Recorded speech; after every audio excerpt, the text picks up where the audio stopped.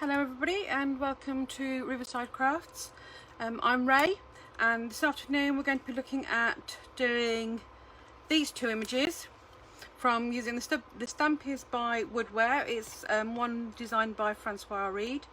It's been coloured in with distress inks, and looking at it's obviously a Christmas stamp, but when I played with it a little bit I was able to make it into a non-Christmassy stamp that I could use quite happily for Valentine's.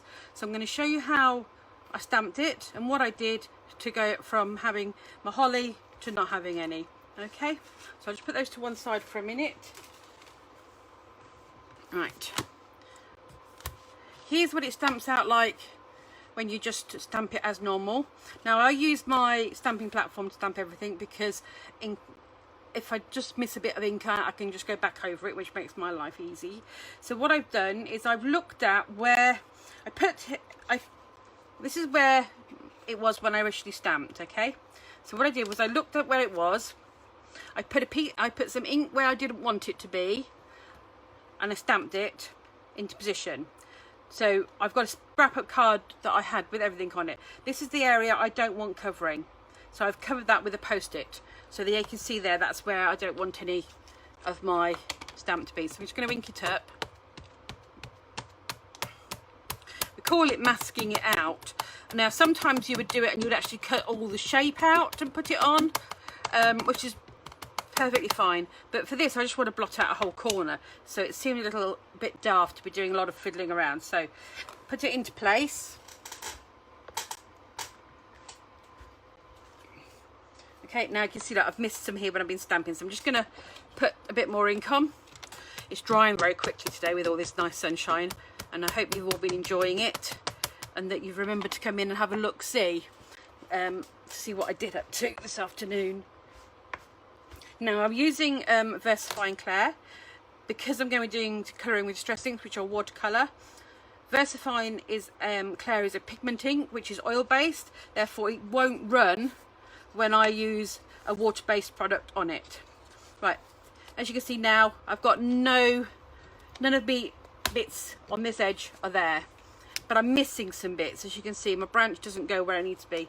Trusty micron pen comes in here for me quite happily, and all I do is I just add a little bit where I think I want my branch to have gone. So I'm going to add in my branch here quite happily, and I'm just going to make it as, don't be tidy with it, don't be too neat when you're doing it. It works better if you're not as neat, if that makes sense. Try not to be overly neat and tidy with it when you're adding things in, because it helps if you're not. Okay, and I'm just drawing a few bits on here to make it look like they've been tied on, so that's fine. And I'm just going to take a bit up this way for myself, and what I'm doing is I'm just adding it in, and you can see I'm really scribbling it in. I'm not being tidy.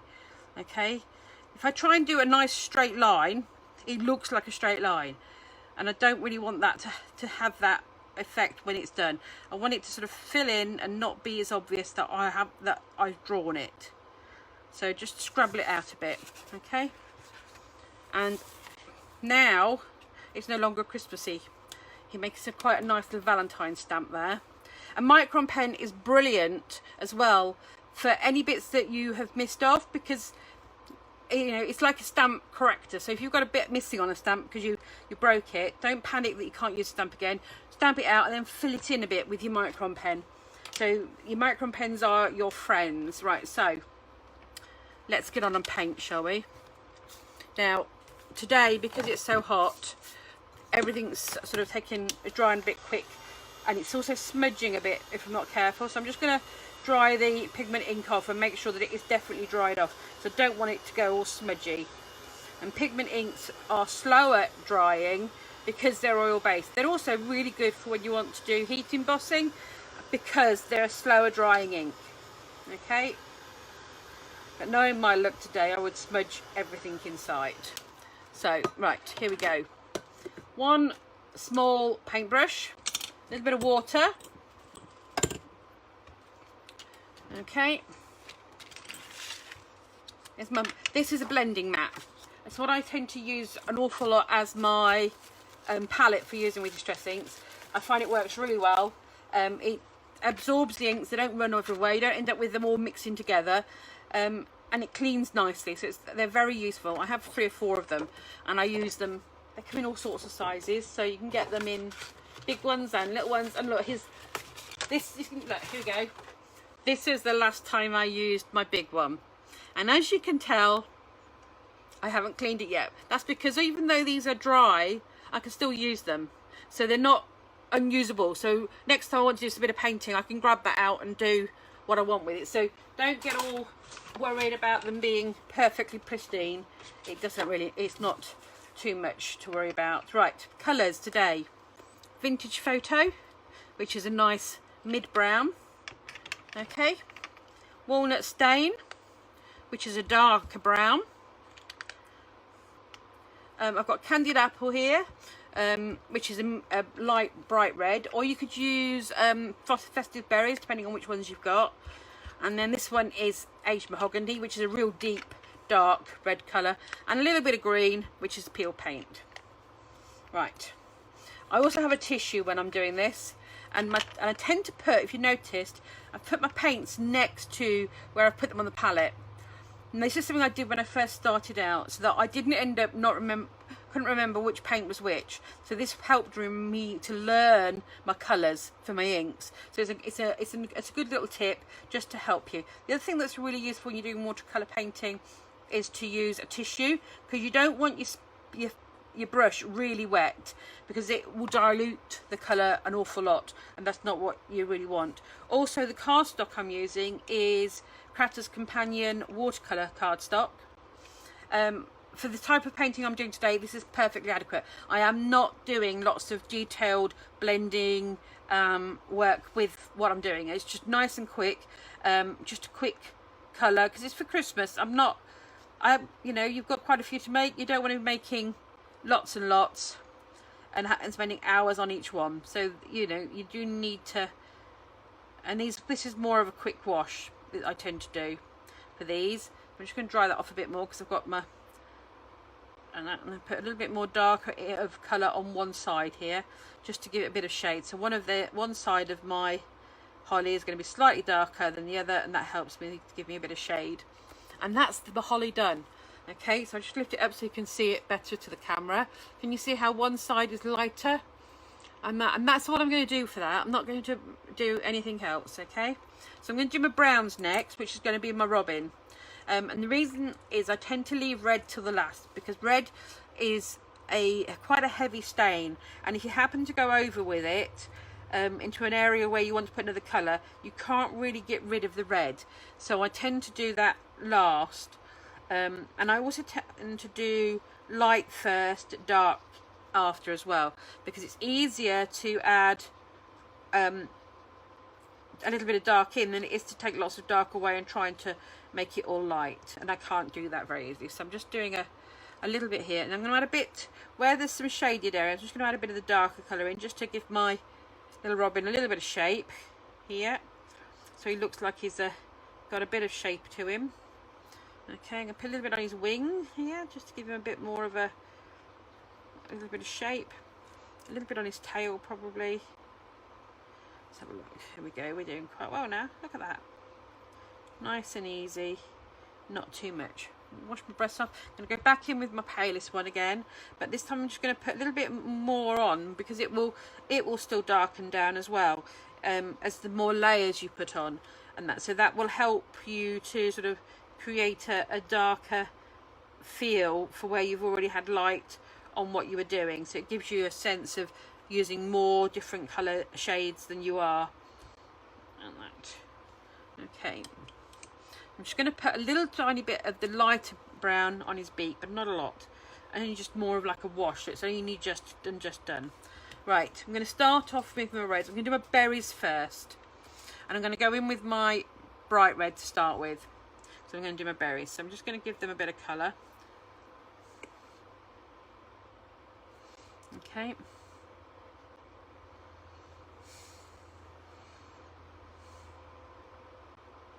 So that's my berries done for now. I'm not going to do anything else to them for a little while. I'm just going to let them dry.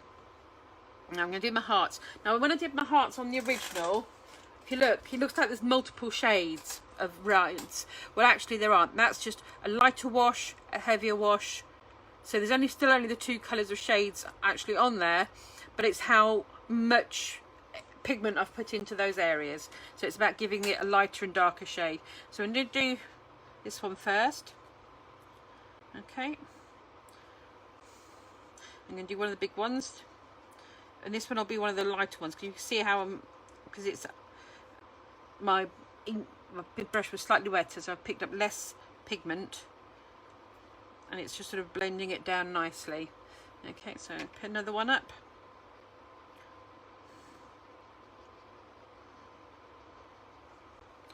Okay.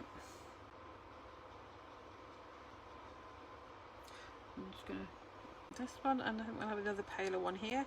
It's more pinky tone. Okay, now I'm going to use a little bit of the dark red, which is a warmer, it's a different tone of red, so it's a lot heavier, a lot warmer. Okay.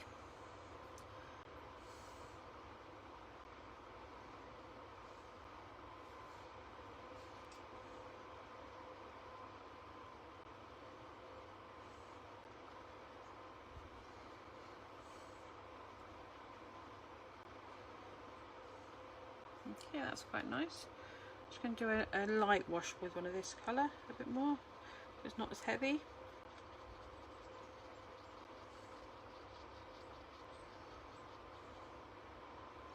Okay, and I think we want to do one that's very red, so I'm just going to put a bit more of my bright red pigment down, because I want a bit more of that to be, and a drier brush. I'm going to put a lot of pigment on this one to get one bright red one. So there's lots of colour going in. As you can see, keep going back to the pigment and picking it up to put a lot of colour down.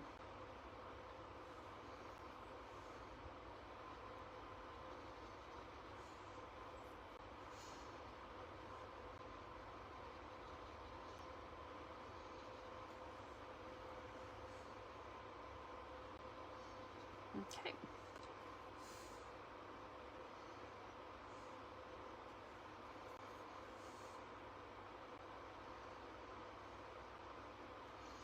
So, as you can see now, we've got some real nice reds coming in here.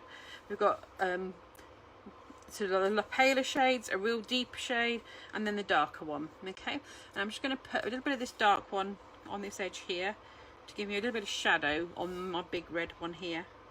Okay, it's just going to give me a little bit of shadow around the edge of it. Not a lot, because I'm not really going to be fiddly painting, because I don't really want to do too much fiddling, because I've got lots of these to do probably, so I'm not going to do lots of very sort of long time painting it sort of thing. I'm just giving it a little bit more shape to sort of see how we go when we're playing here. Right, I'm going to do the red underside of my bird, so you can go again in with the light red to start with. Okay. And then I'm going to go in with the dark one on top. So I'm going to add more of this dark one in here.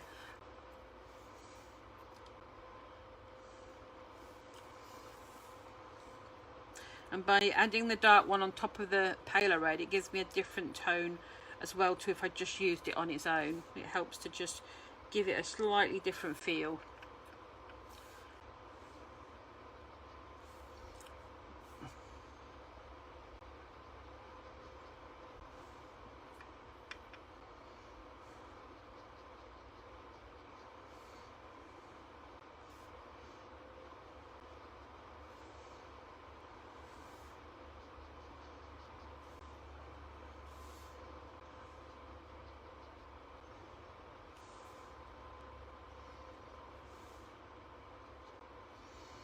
Okay, wash my things. Just going to put a little bit more red on each of the big areas to get them a bit brighter.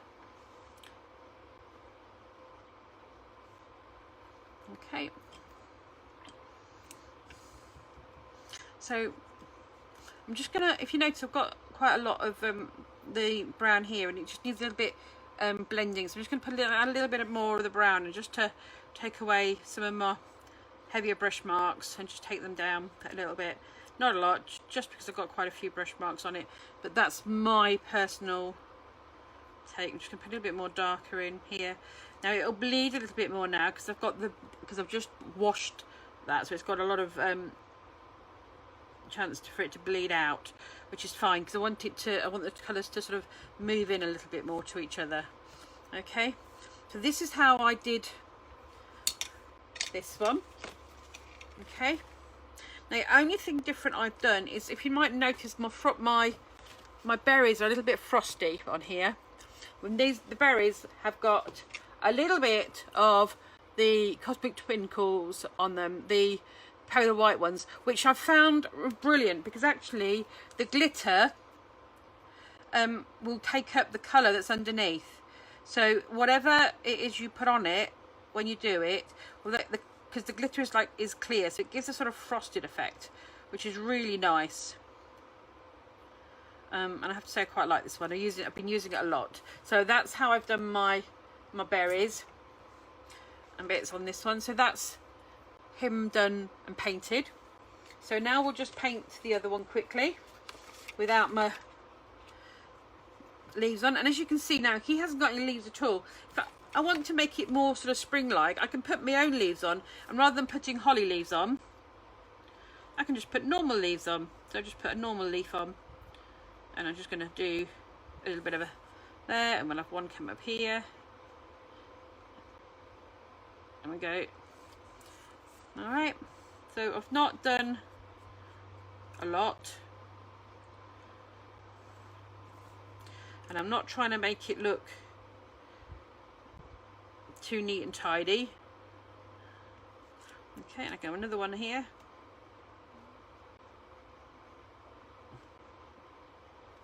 Right, and it changes the time of year that I can use my stamp quite considerably, because I'm no longer now just restricted to just being in the Christmas. And as you can see, when I add my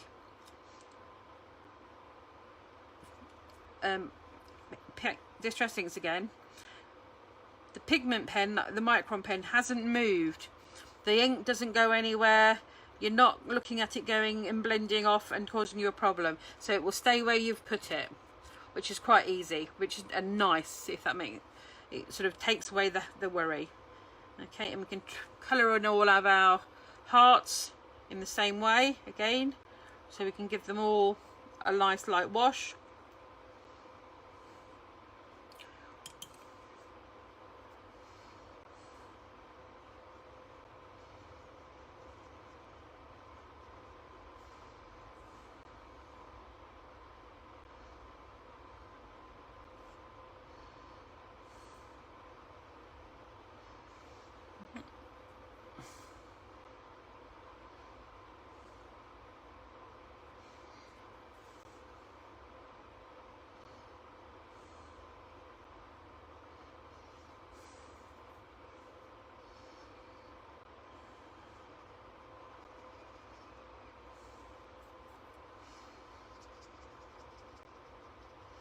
So now I get to use my beautiful Christmas stamp all year round, which is quite nice to do.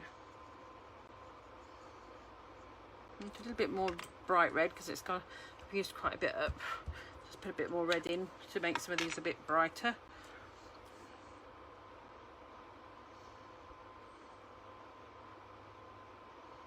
And that. There we go. We'll do this one, I think.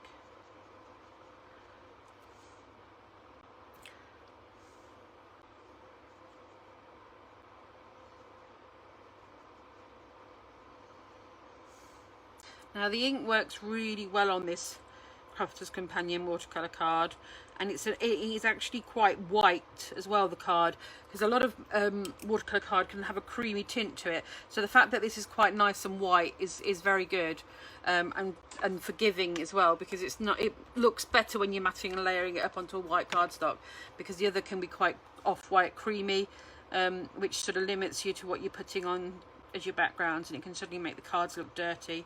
So this is quite a nice, clean, bright white cardstock to use for that purpose. So we're just doing the last bits on me robin. Here he goes. Put my dark bits in, just to give him a bit more shape. A little bit up there, a bit down here, under his wing here, a little bit on there, just to give him some shape. There we go. Turn that around the neck a bit more. There we go. A bit more light to blend it off. There we go. That looks better. Right, now I'm going to do the robin redbreast again.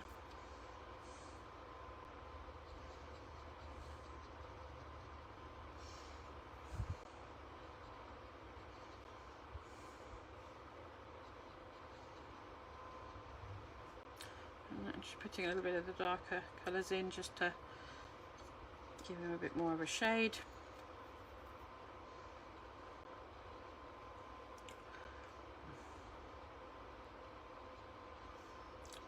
Go. So my beautiful Christmas stamp that I've got from Woodware can now be used all year round, and I'm really enjoying it, which makes it a bit more fun. So just again to show you the finished card stock, here's the finished card. I've matted layered onto red and then black.